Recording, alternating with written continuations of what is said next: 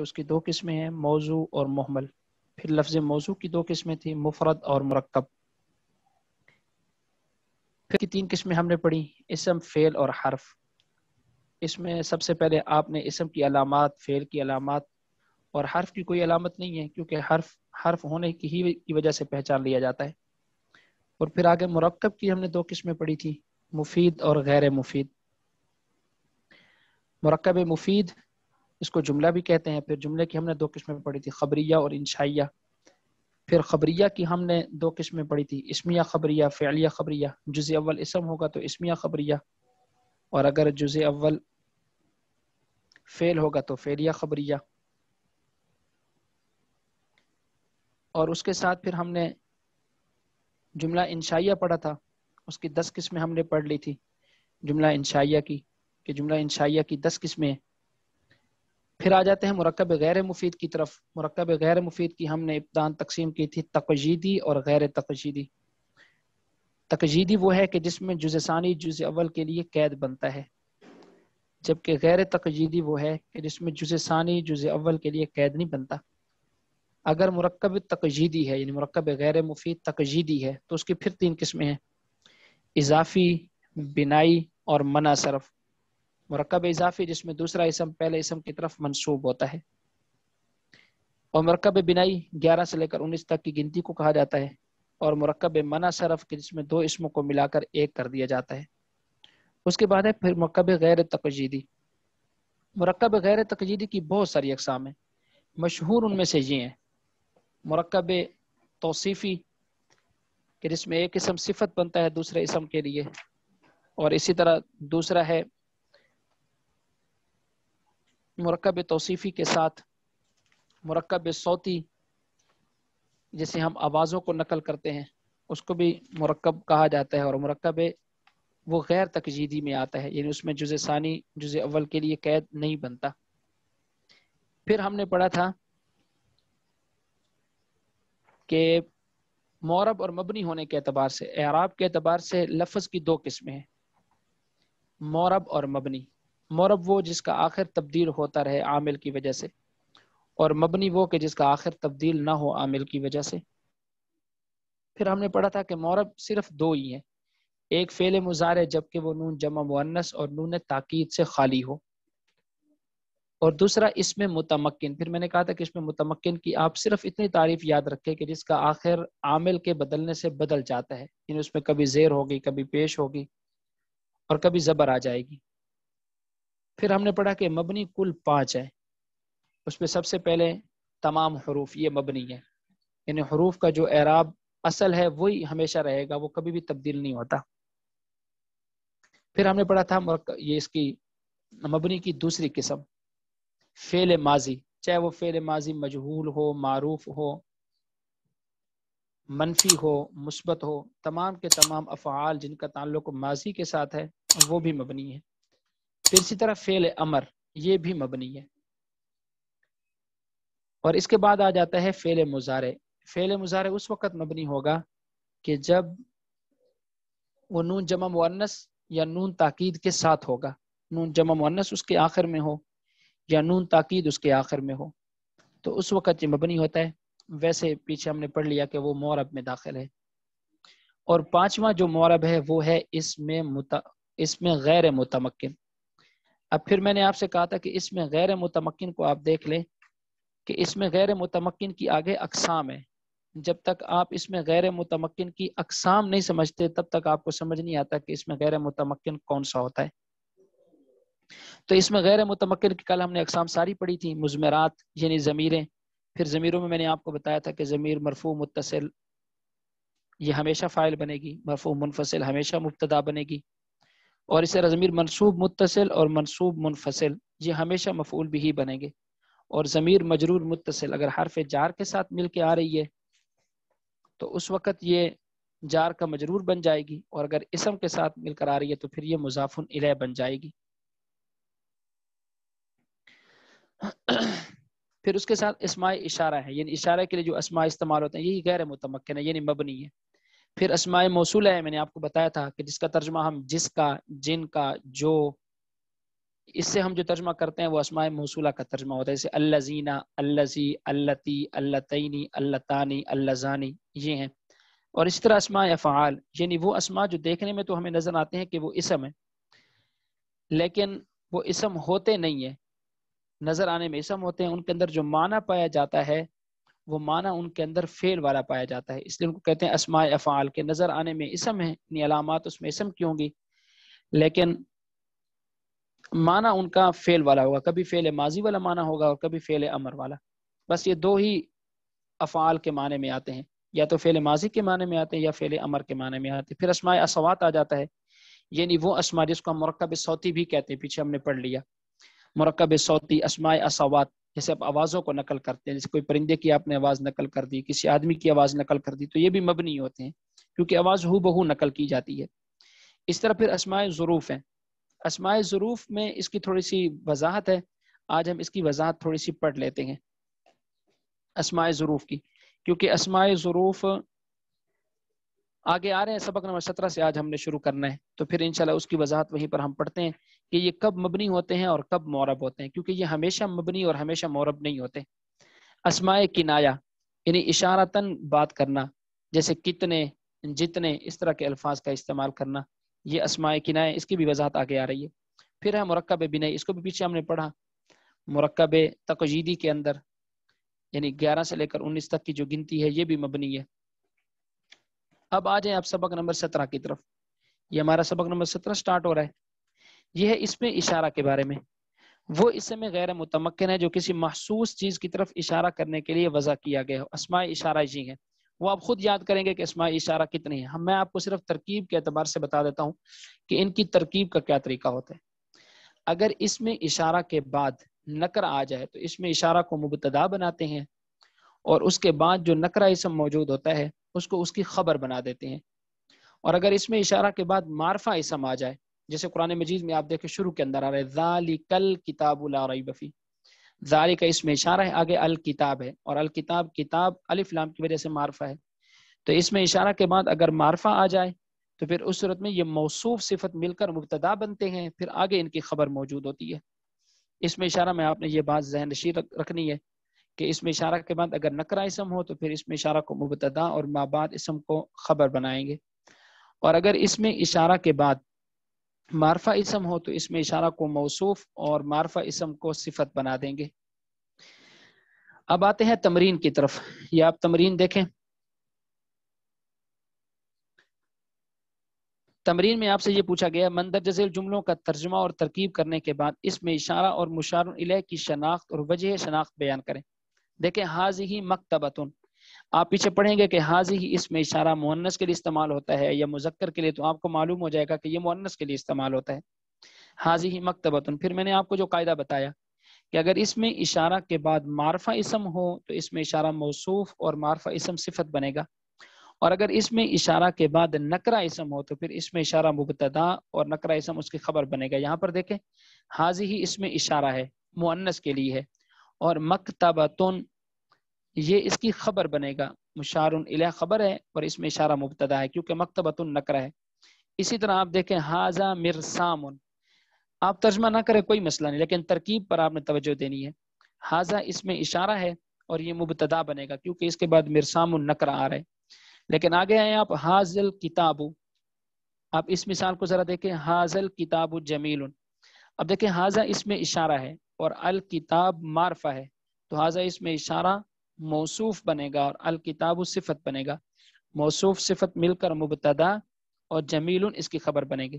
وہ بات بالکل واضح ہو گئی کہ اگر اس میں اشارہ کے بعد نکرہ آئے گا تو ہم اس کو خبر بنائیں گے، اس میں اشارہ کے بعد معرفہ آئے گا تو پھر ہم اس کو صفت بنا دیں گے۔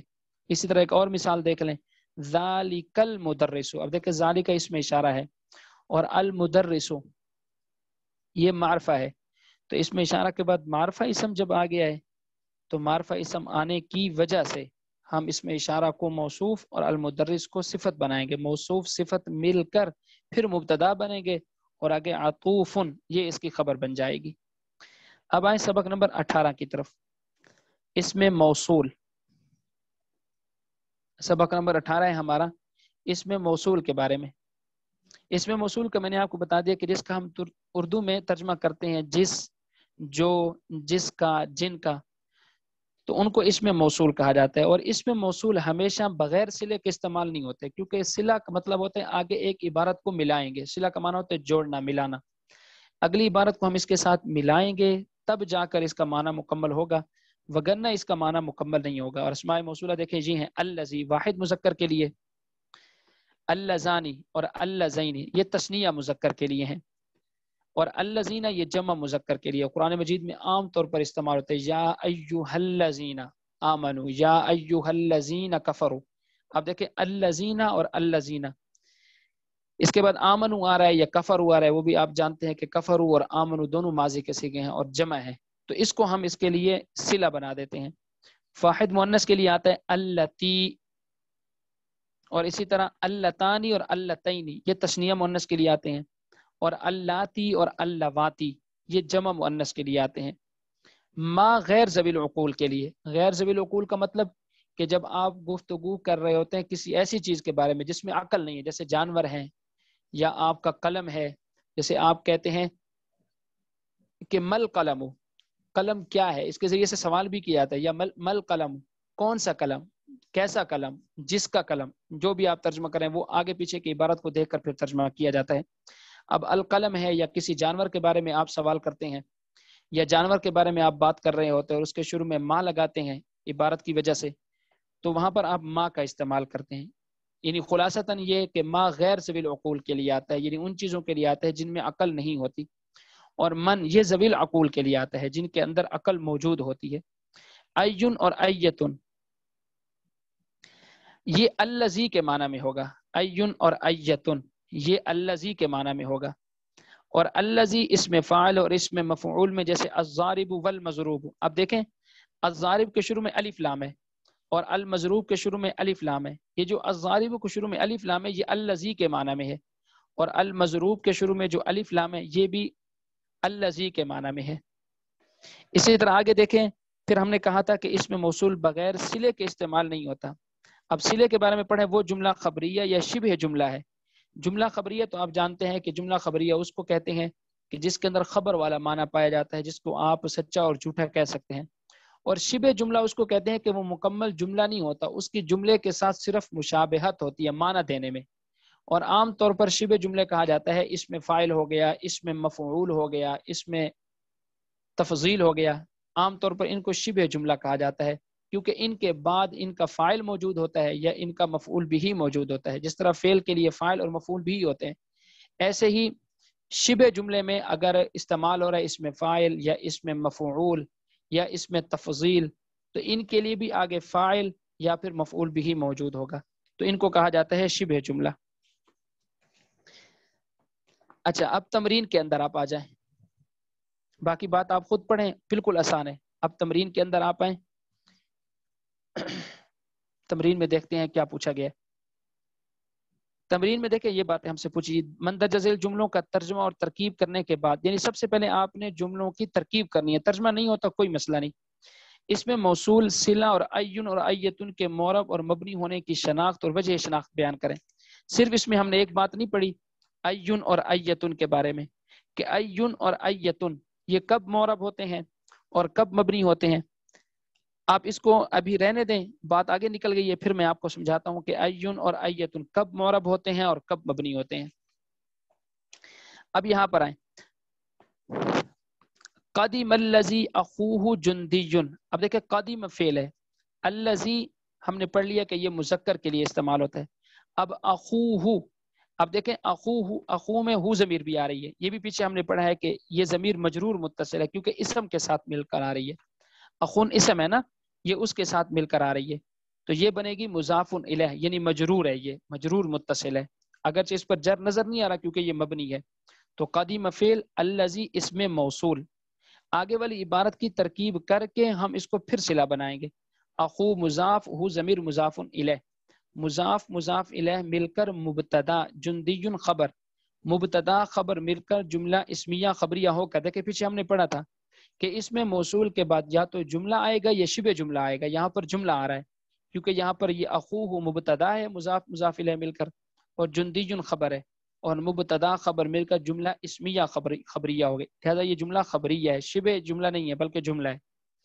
اب الذی کے لیے یہ صلہ بن جائے گا، اس میں موصول اپنے صلے کے ساتھ مل کر یہ قادمہ کے لیے فاعل بنے گا، کیونکہ قادمہ فعل ماضی ہے، اور فعل ماضی کا جو پہلا صیغہ ہے اس میں بسا اوقات فعل ضمیر ہوتی ہے اور بسا اوقات فاعل آگے موجود ہوتا ہے، تو یہاں پر فاعل آگے موجود ہے، ضمیر کو ہم اس میں فاعل نہیں بنائیں گے، ضمیر کی جگہ الذی اخوہ جندی استعمال ہو رہا ہے۔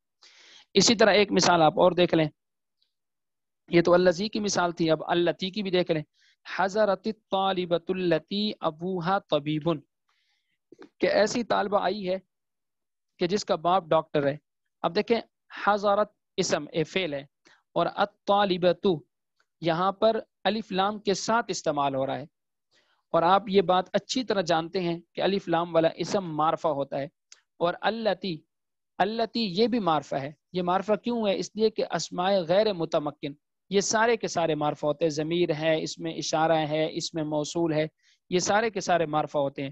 تو دو معرفے جب جمع ہو جائیں تو پھر اس وقت ہم ترکیب کرتے ہیں موصوف صفت والی، تو الطالبۃ موصوف ہو جائے گا، اللتی صفت، موصوف صفت مل کر یہ بن جائیں گے مبتدا، ابو مضاف ہا ضمیر مضاف الیہ، مضاف مضاف الیہ مل کر پھر مضاف مضاف الیہ مل کر پھر مبتدا بنیں گے، اور طبیب خبر ہے، مبتدا اپنی خبر سے مل کر التی اسم موصول کے لیے صلہ، التی اسم موصول اپنے صلے سے مل کر الطالبۃ کے لیے صفت، موصوف صفت مل کر حضرت کے لیے فاعل۔ یہ ترکیب پھر دیکھ لیں، تھوڑی سی غلطی ہوئی ہے، حضرت فعل ہے، الطالبۃ یہ ہے موصوف، کیونکہ الطالبہ کو شروع میں الف لام ہونے کی وجہ سے یہ معرفہ ہے، التی اسم موصول ہے یہ بھی معرفہ ہے، تو یہ بنے گا صفت لیکن بعد میں بنے گا۔ آپ فی الحال اس کو یہ کہیں التی اسم موصول، ابو مضاف ہا ضمیر مضاف الیہ، مضاف مضاف الیہ مل کر مبتدا، اور طبیب خبر، مبتدا اپنی خبر سے مل کر جملہ اسمیہ خبریہ ہو کر التی کے لیے صلہ، موصول صلہ مل کر الطالبۃ کے لیے صفت، الطالبۃ موصوف اپنی صفت سے مل کر فاعل حضرت کے لیے۔ اسی طرح آگے کوئی ایسی ترکیب نہیں ہے، یا دیکھیں ایک اور ترکیب دیکھ لیں، احفظ ما اقرأ، احفظ ما اقرأ میں نے حفظ کر لیا جو میں نے پڑھا۔ اب دیکھیں یہاں ما جو کے معنی میں آ رہا ہے، تو یہاں پر لہٰذا یہ ما بھی اس میں موصول میں سے ہوگا۔ اب دیکھیں احفظ میں نے حفظ کر لیا، اس میں فاعل بھی آ گیا فعل بھی آ گیا، تو آگے مفعول بھی ہمیں چاہیے۔ احفظ فعل، ضمیر اس میں فاعل ہو جائے گا، ضمیر مرفوع متصل اس کے اندر موجود ہے، انا ضمیر، اور ما اس میں موصول ہے، اقرأ فعل ہے، ضمیر اس میں فاعل ہے، فعل فاعل مل کر جملہ فعلیہ خبریہ ہو کر ما موصول کا صلہ بن جائے گا، ما موصول اپنے صلے سے مل کر یہ احفظ کے لیے مفعول بھی ہو جائے گا۔ مفعول بھی اس کو اس لیے بنا رہے ہیں کہ احفظ فعل ہے، فاعل اس کے اندر ضمیر موجود ہے، کیونکہ یہ واحد متکلم کا صیغہ ہے، اور واحد متکلم کا صیغہ آپ جانتے ہیں کہ اس کے اندر ضمیر ہی ہمیشہ فاعل بنتی ہے، ضمیر مرفوع متصل۔ اسی طرح ایک اور مثال دیکھ لیں، دعا المعلم الذین لم يحفظوا الدروس، کہ استاد نے ان طلباء کو بلایا جنہوں نے سبق یاد نہیں کیا تھا۔ اب دیکھیں دعا فعل ہے، اب فعل ہے بھی فعل ماضی، اور فعل ماضی کا پہلا صیغہ ہے، اور فعل ماضی کا پہلا صیغہ ان صیغوں میں سے ہے کہ جس میں کبھی تو ضمیر فاعل بنتی ہے اور کبھی نہیں بنتی، یہاں پر نہیں بنے گی کیونکہ بلانے والا معلم ہے، استاد ہے، تو ہم معلم کو یہاں پر فاعل بنائیں گے، المعلم یہ بن جائے گا فاعل، لیکن فی الحال نہیں بنائیں گے، جیسے اوپر ہم نے الطالبۃ کو موصوف بنایا تھا معرفہ ہونے کی وجہ سے، المعلم کو بھی ہم یہاں پر موصوف بنائیں گے معرفہ ہونے کی وجہ سے، اور الذین اس میں موصول ہے، لم نفی کے لیے آتا ہے، یحفظ فعل، ضمیر اس میں فاعل ہے کیونکہ واو جمع کے لیے ہے، اور جس جگہ میں واو جمع والا آ جائے وہاں پر ضمیر ہی کو فاعل بناتے ہیں ہمیشہ۔ الدروس یہ بن جائے گا مفعول بھی، کیونکہ فعل کے ساتھ فاعل موجود ہے، فعل اپنے فاعل اور مفعول بھی کی وجہ سے مفعول بھی کے ساتھ مل کر الذین اس میں موصول کے لیے صلہ، الذین اس میں موصول اپنے صلے سے مل کر المعلم اس کے لیے صفت ہو جائے گا، موصوف صفت مل کر یہ دعا کے لیے فاعل بن جائے گا۔ اچھا آگے ایک عبارت آ رہی ہے، لا تصحب من لا یجتہد، اب دیکھیں یہاں پر من آ رہا ہے، من سبیل العقول کے لیے استعمال ہوتا ہے۔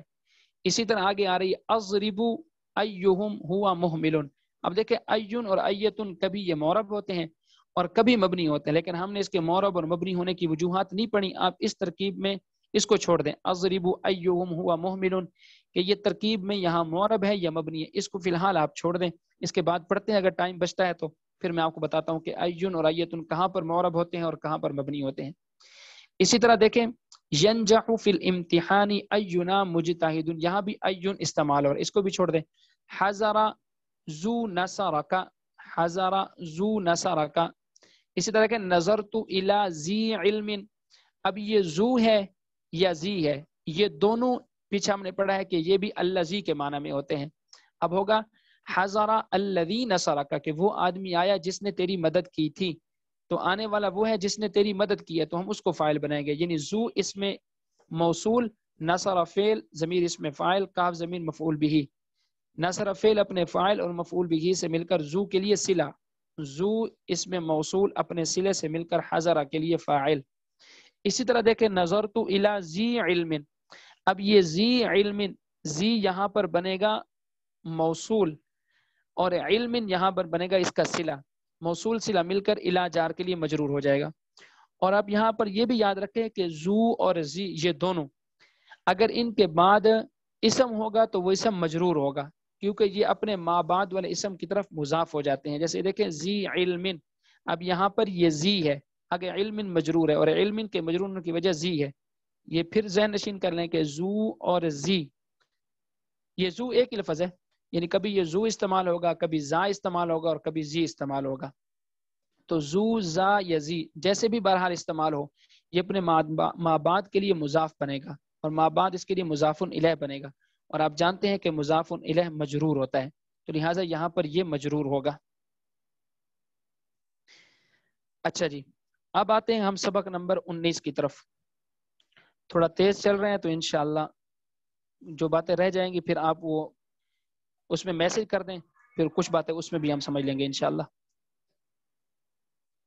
اب سبق نمبر 19 کی طرف آئیں. اس میں فعل, اس میں فعل میں نے آپ کو کہا تھا کہ اس میں فعل وہ اسم ہوتا ہے کہ جو نظر آنے میں تو اسم ہوتا ہے, علامت اس کے اندر اسم ہی کی پائی جاتی ہے, لیکن وہ ہوتا فعل والے معنی میں ہے. پھر کبھی وہ اسماء افعال کی بھی دو قسمیں, اسماء افعال بمعنی امر حاضر کہ امر حاضر کے معنی میں وہ استعمال ہو, اور اسماء افعال بمعنی فعل ماضی یعنی فعل ماضی کے معنی میں وہ استعمال ہو. آگے اس کی مثالیں دی ہوئی ہیں, آپ خود دیکھیں. اسماء افعال بمعنی امر حاضر جیسے رویدہ امہل کے معنی میں تو چھوڑ دے, بلہا اترک کے معنی میں ہے تو چھوڑ دے. اسی طرح حیا حل اقبل کے معنی میں آپ متوجہ ہو جائیں, آپ آ جائیں. اور حلم جی بھی کے معنی میں ہے آپ لے آئیں اس چیز کو. اور زونا کا خذ کے معنی میں آپ اس کو پکڑ لیں. یعنی یہ وہ اسماء ہیں کہ جو فعل امر کے معنی میں ہے. پھر دیکھیں اس کو رویدہ امہل کے معنی, اب یہ وہ افعال تھے کہ جو امر حاضر کے معنی میں ہیں, جیسے بلہا ہے اترک کے معنی میں ہوگا, حیا حل ہے یہ اقبل کے معنی میں ہوگا. اسی طرح حلم ہے یہ جی بھی کے معنی میں ہوگا, دون کا ہے یہ خذ کے معنی میں ہوگا. اب اسی طرح آگے دیکھیں اسماء افعال بمعنی فعل ماضی, یعنی وہ اسماء افعال جو فعل ماضی کے معنی میں ہوتے ہیں. اس میں سب سے پہلے ہے ہی ہاتا, ہی ہاتا یہ بعودہ کے معنی میں ہے وہ دور ہوا. اور اسی طرح شتانہ یہ افتراقہ کے معنی میں ہے وہ جدا ہوا. اور اس طرح آنا یہ سریعہ کا معنی میں ہے اس نے جلدی کی. اب آ جاتے ہیں اس میں صوت کی طرف. اس میں صوت پیچھے میں نے آپ کو بتا دیا کہ جو آوازیں ہم نقل کرتے ہیں, چاہے وہ آپ کسی پرندے کی آواز نقل کریں یا آپ کسی آدمی کی آواز کو نقل کریں, تو آپ ہو بہو وہی آواز نقل کر رہے ہوتے ہیں جو اس نے نکالی ہوتی ہے, تو اس کو مبنی استعمال کرتے ہیں, یعنی آپ اس کو اعراب نہیں دیتے.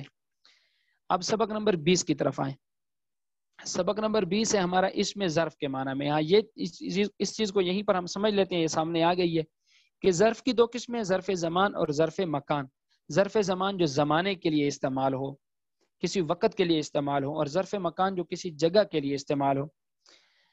ظرف زمان وہ اسم ہے جو کسی کام کے وقت پر دلالت کرے, جیسے از ہے, اذا ہے, متا ہے, کیفہ ہے, ایانا ہے, امسی ہے, مز, منزو, قطو اور عوزو, قبلو اور بعدو. اچھا اس میں دیکھیں یہ جو پہلے اسماء آ رہے ہیں از ہے, اذا, متا, کیفہ, ایانا, امسی, مز, منزو اور قطو, یہ تو ہمیشہ مبنی ہوں گے. میں اس کو ہائی لائٹ کر دیتا ہوں, آپ دیکھیں یہاں تک تو یہ ہمیشہ مبنی ہوں گے.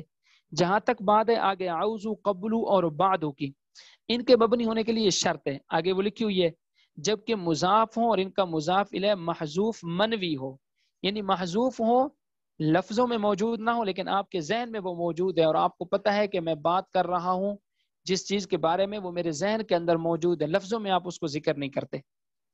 اس کے بعد آ جائیں ظرف مکان کی طرف، یعنی جو جگہ کے لیے استعمال ہو، وہ اس میں جو کسی کام کی جگہ پر دلالت کرے، جیسے حیثو، قدامو، یہ دونوں تو ہمیشہ مبنی ہوں گے، حیثو اور قدامو۔ تحتو اور فوقو، جبکہ مضاف اور ان کا مضاف الیہ محذوف منوی، وہی بات کہ یہ ہوں گے مضاف تحتو اور فوقو، لیکن ان کا جو مضاف الیہ ہے وہ لفظوں میں موجود نہیں ہوگا، صرف آپ کے ذہن میں موجود ہوگا، تب یہ مبنی ہوں گے، اور اگر ان کا مضاف الیہ لفظوں میں موجود ہے تو پھر یہ مبنی نہیں ہوں گے۔ اب آ گیا اس میں کنایا کی طرف۔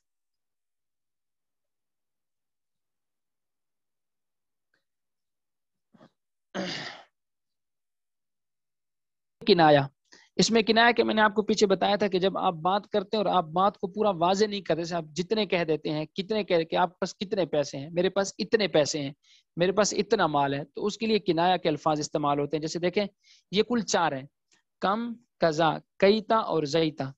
کم اور کذا مبہم عدد پر بولے جاتے ہیں، یعنی گنتی پر۔ کم اور کذا جب اب یہ کہتے ہیں کہ میرے پاس اتنی چیزیں ہیں، تو چیزوں کو چونکہ گنا جاتا ہے، جیسے کم درہمن عندک، آپ کے پاس کتنے درہم ہیں، یا کذا درہمن عندی، میرے پاس اتنے درہم ہیں۔ تو مبہم عدد گنتی کے لیے یہ 2 استعمال ہوتے ہیں، کم اور کذا۔ آگے دیکھیں کیتا اور زیتا، یہ دونوں مبہم بات پر بولے جاتے ہیں کہ اس نے یہ بات کی تھی، اس نے ایسی بات کی تھی، اس نے جیسی بات کی تھی، اس کے لیے ہم استعمال کرتے ہیں۔ قال زید زیتا و زیتا، زید نے ایسا ویسا کہا۔ کیتا اور زیتا ترکیب میں مفعول بھی واقع ہوتے ہیں، یعنی کیتا اور زیتا یہ ہمیشہ ترکیب میں مفعول بھی ہی واقع ہوں گے، لہٰذا قال زید زیتا و زیتا کی ترکیب ہوگی قال فعل، زید فاعل، زیتا و زیتا مفعول بھی، فعل اپنے فاعل اور مفعول بھی سے مل کر جملہ فعلیہ خبریہ ہوا۔ مرکب بنائی، مرکب بنائی کا پیچھے ہم نے پڑھ لیا ہے، 11 سے لے کر 19 تک کی جو گنتی ہے، یہ سبق نمبر 8 میں گزر بھی گئی یہ بات کہ 11 سے لے کر 19 تک کی جو گنتی ہے، یہ ساری کی ساری گنتی مبنی استعمال ہوتی ہے سوائے 12 کے، اسنا عشرہ، اسنتا عشرہ، یہ کبھی مبنی، اس کا جو پہلا جز ہے وہ مبنی نہیں ہوتا۔ اسنتا، اسنتا، کبھی اسنتئی ہوگا، کبھی اسنتا ہوگا، یعنی یہ عامل کے مطابق بدلتا رہے گا۔ احد عشرہ سے لے کر 9 عشرہ تک ساری گنتی مبنی ہے سوائے اسنتا عشرہ کے۔ اب تمرین دیکھیں، تمرین میں ہم سے کیا پوچھا گیا، مشق میں دیکھیں کیا پوچھا گیا ہے۔ مندرجہ ذیل جملوں کا ترجمہ اور ترکیب کرنے کے بعد ظرف زمان اور مکان اور اس میں کنایہ کی شناخت اور وجہ شناخت بیان کریں۔ جیسے دیکھیں متا امتحان کا، اب متا آپ جان، متا امتحان ہم نے پیچھے پڑھا ہے کہ متا ظرف زمان کے لیے استعمال ہوتا ہے کہ آپ کا امتحان کب ہے۔ اب کب کا اس لفظ ہم اردو میں بھی زمانے کے لیے استعمال کرتے ہیں۔ امتحانی بعد شہرین، کہ میرا امتحان 1 مہینے کے بعد ہے۔ فرحنا بعدو، اچھا دیکھیں یہاں پر دونوں لفظ آ گئے، بعد شہرین۔ اب یہاں تک پر دیکھیں بعد، میں نے کہا تھا کہ بعد اور قبل ان کا مضاف الیہ اگر لفظوں میں موجود ہوگا، پیچھے یہ بات لکھی ہوئی بھی ہے، لفظوں میں موجود ہوگا تو یہ معرب ہوں گے، اور اگر لفظوں میں موجود نہیں ہوگا تو پھر یہ مبنی ہوں گے۔ جیسے کہ فرحنا بعد، کہ ہم خوش ہوں گے امتحان کے بعد، ای بعد النجاح، یعنی کامیاب ہونے کے بعد۔ اب خوشی کب ہوتی ہے؟ کامیابی کے بعد، لیکن کامیابی کا لفظ یہاں پر استعمال نہیں کیا، صرف بعدو استعمال کیا کہ اس کے بعد ہم خوش ہو جائیں گے۔ اسی طرح دیکھیں جلست فوق السقف، اجلس حیث جلس نبیل۔ اسی طرح آگے دیکھیں کم کتاباً فی حقیبتک، کہ آپ کے بیگ میں کتنی کتابیں ہیں۔ اب کم کا لفظ آ گیا کہ یہ عدد کے لیے استعمال ہوتا ہے۔ اور قال حامد کیتا و کیتا، یہ کیتا اور زیتا ہم نے پیچھے پڑھا کہ یہ مبہم بات کے لیے استعمال ہوتے ہیں اور ہمیشہ مفعول بھی بنتے ہیں ترکیب کے اندر۔ اب آ جائے معرفہ نکرہ کی طرف، بالکل آسان ہے، اس کی مزید وضاحت کی ضرورت نہیں ہے کہ معرفہ وہ اسم ہے جو کسی خاص چیز پر دلالت کرے، اور نکرہ وہ اسم ہے کہ جو کسی خاص چیز پر دلالت نہیں کرتا۔ جیسے مثال کے طور پر الکتاب، قرآن مجید کے بارے میں نا ذالک الکتاب، الکتاب سے مراد کوئی عام کتاب نہیں ہے بلکہ قرآن مجید جو کہ خاص ہے وہ مراد ہے۔ اور نکرہ وہ ہوتا ہے کہ جس میں آپ عام بات کرتے ہیں، جیسے ذاک رجل، وہ ایک آدمی ہے، یعنی آپ اس کو نہیں جانتے، آپ کے ذہن میں اس کی تعین نہیں ہے، بس آپ نے اتنا کہہ دیا کہ وہ ایک آدمی ہے۔ تو معرفہ نکرہ کی بحث بالکل آسان ہے، آپ اس کو خود کر لیں، پھر تمرین میں آئیں، تمرین دیکھتے ہیں اس کی۔ چونکہ ٹائم بہت تھوڑا ہے اس لیے ذرا مختصر ہم پڑھ رہے ہیں، باقی کوئی بات رہ بھی جائے تو آپ مدد لے سکتے ہیں، یہ نوٹس آپ کے پاس موجود ہے۔ اب دیکھیں مندرجہ ذیل جملوں کا ترجمہ و ترکیب کرنے کے بعد معرفہ نکرہ اور اقسام معرفہ کی شناخت اور وجہ شناخت بیان کریں کہ معرفہ کی بہت ساری قسمیں پیچھے جو لکھی ہوئی ہیں، معرفہ بالف لام ہے، مضاف الی المعرفہ ہے، اسی طرح معرفہ بندا ہے، اعلام ہے، نام ہے، یہ سارے کے سارے معرفہ ہیں۔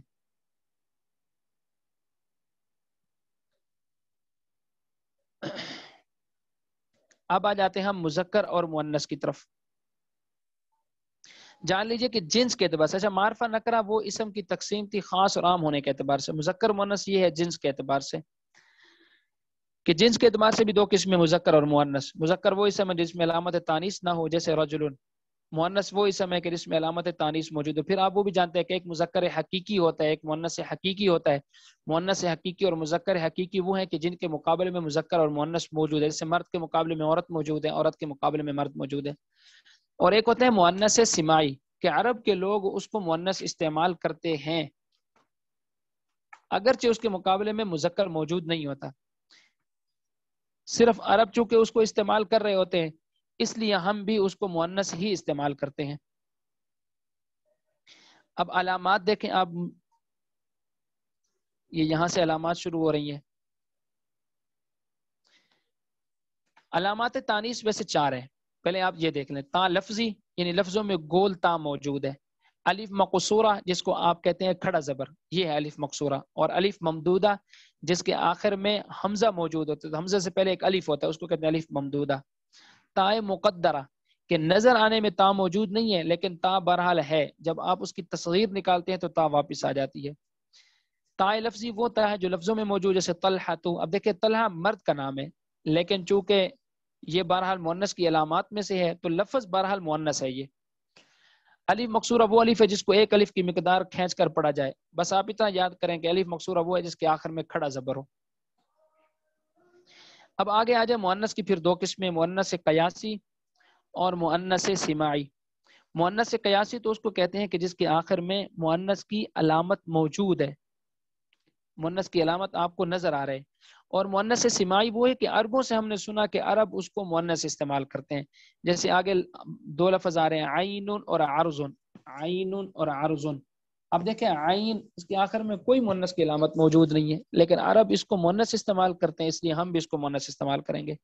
عرض اس کے آخر میں بھی مؤنث کی کوئی علامت نہیں ہے لیکن عرب اس کو مؤنث استعمال کرتے تو ہم بھی اس کو مؤنث استعمال کریں گے۔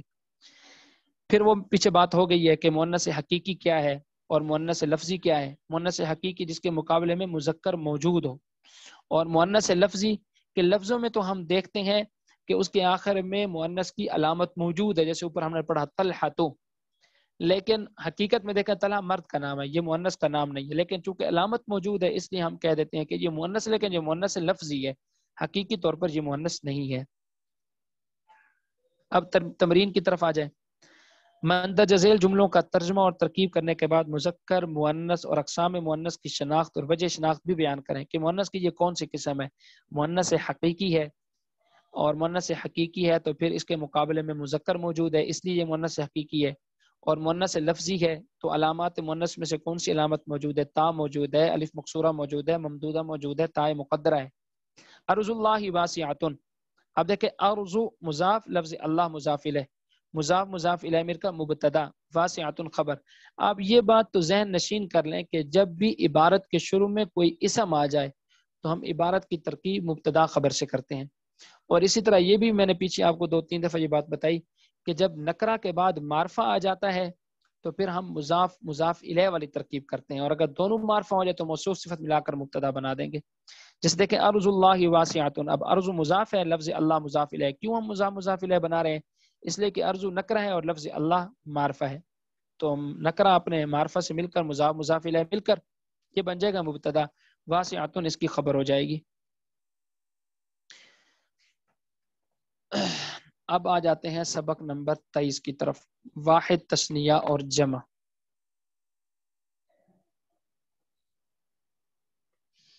واحد جو ایک پر دلالت کرے، تثنیہ جو دو پر دلالت کرے، اور جمع جو دو سے زیادہ پر دلالت کرے۔ یہ ہوگی واحد، تثنیہ، جمع کی وضاحت کہ واحد کون ہے، تثنیہ کون ہے، جمع کون ہے۔ صرف آپ علامات دیکھ لیں، اگر اسم کے آخر میں الف اور نون ہے تو وہ تثنیہ ہے، اور اگر اس کے یا آخر میں یا ما قبل مفتوح ہے تو وہ بھی تثنیہ ہی ہوگا۔ اور اسی طرح اگر اسم کے آخر میں واو ما قبل ضمہ ہے یا ما قبل کسرہ ہے تو وہ جمع استعمال ہوگا۔ اب اس کی ایک مثال دیکھیں، جیسے مثال یہاں پر دی ہوئی ہے رجلان اور رجلین۔ اب دیکھیں رجلان، رجلان کے شروع میں آخر میں دیکھیں الف اور نون ہے، اور الف ما قبل مفتوح ہے، الف نون یہ تثنیہ کی علامت ہے۔ اسی طرح رجلین یہ بھی تثنیہ کی علامت ہے، یا ما قبل مفتوح۔ رجال یہ جمع ہے لیکن یہ جمع مکسر ہے، پھر آپ جانتے ہیں کہ جمع کی بھی دو قسمیں ہیں، ایک کو کہتے ہیں جمع مکسر اور ایک کو کہتے ہیں جمع سالم۔ جمع مکسر وہ ہوتی ہے کہ جس میں واحد کی بنا باقی نہیں رہتی، واحد اس میں باقی ہی نہیں رہتا۔ اب واحد تھا رجل، ہم نے پھر اس کو بنا دیا رجال، اب رجل میں کافی ساری تبدیلی آئی ہے تو جا کر رجال بنائے۔ لیکن جمع سالم میں یہ ہوتا ہے کہ واحد کی اصل موجود، تھوڑی سی تبدیلی آتی ہے لیکن وہ صرف لفظ کے اینڈ پہ آتی ہے، آخر پہ آتی ہے، درمیان میں اور شروع میں کوئی تبدیلی نہیں ہے۔ جیسے مسلمون، یہ مسلمون کی جمع ہے لیکن صرف آخر میں ہم نے وہ اور نون لگایا ہے، درمیان میں اور شروع میں کوئی تبدیلی نہیں کہی گی۔ لیکن رجلون میں دیکھیں شروع ہی کے اندر تبدیلی ہے کہ شروع میں رجلون کے اندر را پر زبر تھا تو رجالون میں را کے نیچے کسر آ گیا ہے۔ جیم پر درمیان میں بھی تبدیلی ہے کہ جیم پر پیش تھی، ہم یہاں پر رجالون میں جیم پر زبر لے آئے ہیں۔ جمع تکسیر، جمع تصحیح، یہ بھی ہو گیا۔ اس کے بعد آ جائیں تمرین کی طرف۔